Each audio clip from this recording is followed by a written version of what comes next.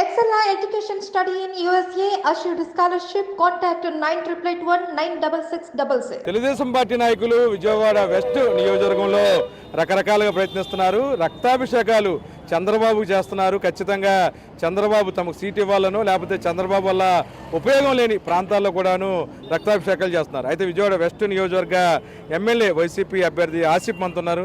Sir ఏంటి విజయవాడలో Telugu Desam party నాయకులందరూ కూడాను బ్లేడ్లతో చంద్రబాబు రక్తాభిషేకం చేస్తున్నారు. అంటే బ్లేడ్ బ్యాచ్ విజయవాడలో ఉందనేది చూసాము. ఇప్పుడు లైవ్లో కూడా చూసే ఆ పరిస్థితి వచ్చింది. వాళ్ళు ఎంత రక్తాభిషేకాలు చేసినా, వాళ్ళు ఎంత పాదాభివందనాలు చేసినా, వాళ్ళు ముందు వాళ్ళలో సముచితం లేదు.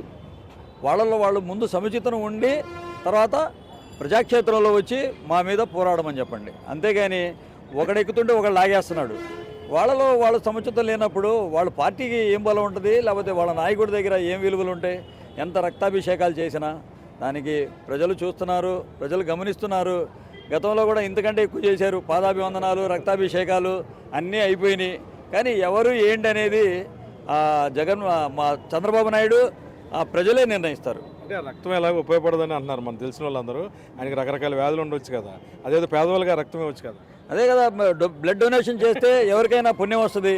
అంతేగాని అనవసరంగా రక్తాలు చిందించేసి రక్తపాతాలు చేసేస్తాం, లేకపోతే చంద్రబాబు అంటే నాకు అభిమానం అని చెప్పేసి రాయడం అనేది కరెక్ట్ కదా. అది ఆ బ్లడ్ ఏదో ఒక పేదవాడికి ఇవ్వండి, మీ బ్లడ్ గ్రూప్ తెలుసుకొని ఆడైనా కొద్దిగా బతికి బయటపడతాడు అని ఆయన ఒక మనవి చేసుకుంటున్నాను. సార్ చెప్పండి, అంటే బ్లడ్ బ్యాచ్ ఆగడాలు చాలా ఉంటాయని తెలుసు, అది విజయవాడ వెస్ట్లో ఇంకా ఇవి కొనసాగుతున్నాయా?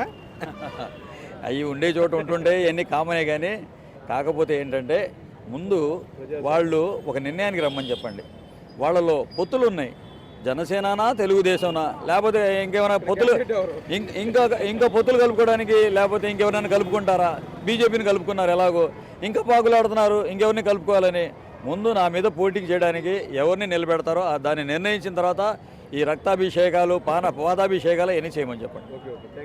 మొత్తమే కూడాను విజయవాడ పశ్చిమ నియోజకవర్గంలో అభ్యర్థులు ఎవరు ముందు తెలుసుకున్న తర్వాత యుద్ధ రంగంలోకి రావాలని చెప్పుకున్నాను విజయవాడ పశ్చిమ నియోజకవర్గ ఎమ్మెల్యే అభ్యర్థి ఆసిఫ్ చెప్తున్నారు. వీడియో జర్నలిస్ట్ భానుతో కలిసి ఐ డ్రీమ్ కోసం అబ్దుల్ అలీ, విజయవాడ.